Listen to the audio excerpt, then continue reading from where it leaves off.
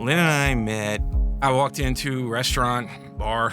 She was there with her friend. I was by myself. So it was very surface level relationship, but we moved quickly. We were in our 30s, and we definitely did not have Jesus in our lives at that point, although we thought we were Christians at the time. We get married in 06. Our first child is born in 07, my daughter, and then my son was born in 2009. Early on, it was kids. You know, we went from meeting when we were both, going out a lot, drinking a lot, partying a lot, doing all that, and then we get married and we have kids, and then, we don't do any of that anymore.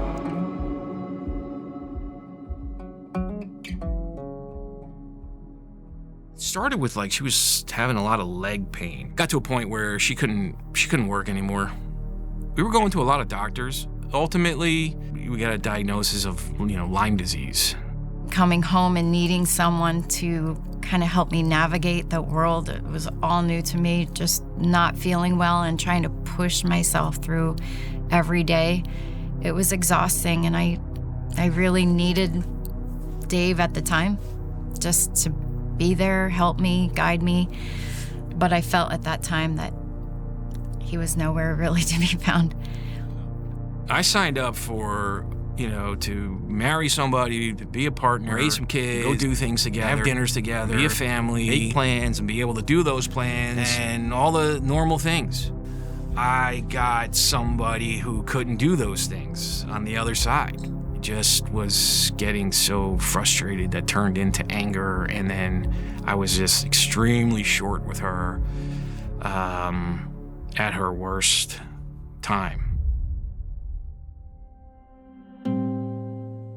I think I can say now more clearly than it was back then that Jesus, he was trying to show me that I needed him.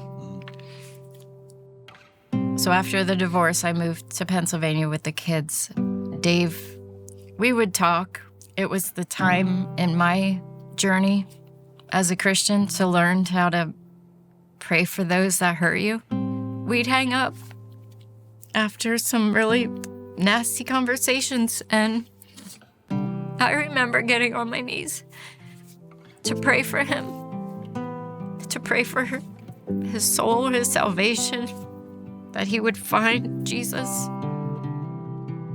When they left, I was really hard that day, and guys just started drinking some beers and smoking weed.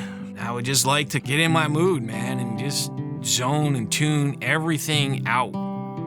And then I kind of had a view, I remember one time, of looking down on myself. I'm on my couch, I'm drinking some beers, I got my guitars and things, and I'm like, what are you doing down here, man? You're living this life like you're single and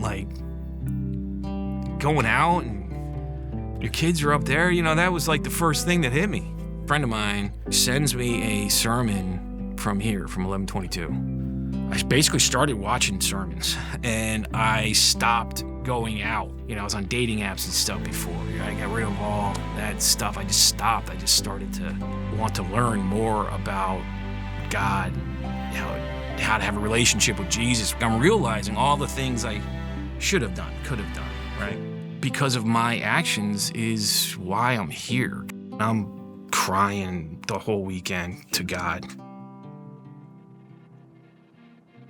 It's like the week before beach baptism, I'm having a bad week, feeling paralyzed. And Joby comes out, he says, if you've got some kind of fear of man, fear of this, so listen, if that's you, don't be a sissy, come to the beach and get baptized. And I was like, that's it.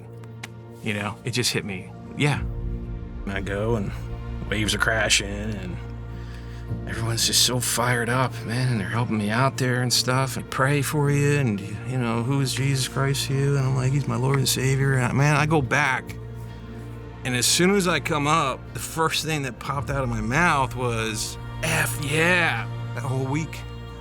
All that stuff, man, everything that was just keeping me on that couch and paralyzing me, I was free from. The stuff that you've been doing, and the shame that he knows it all, and he took it. And he's forgiven you, and that grace, all of that, That's what hit me. I started talking to Lynn about it. At that time, I'm apologizing to her for just not being the husband I should have been. There's so much better I could have done, and I'm just so sorry I treated you the way I treated you. It's a day I'll probably never forget. Dave would bring up getting back together a lot on the phone right from the beginning, and I would almost just laugh.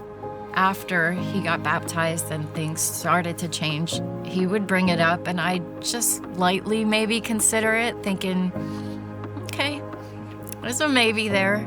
It wasn't until I saw the progressive changes. We would have conversations that would have ended up in an argument or a fight, and seeing how he dealt with it, or we talked it through, or I was like, this is really happening. His heart is really being changed.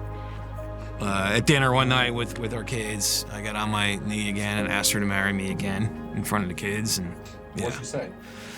She said she'll think about it, and she said yes. Probably way more special than the first time he asked me to marry him.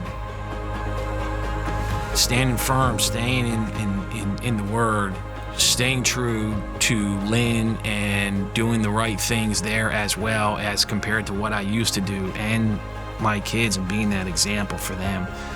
Being the spiritual leader that I'm supposed to be in my household. To me, that's being a man. It wasn't before. God was able to redeem and restore this marriage that was so far gone. It's truly a miracle.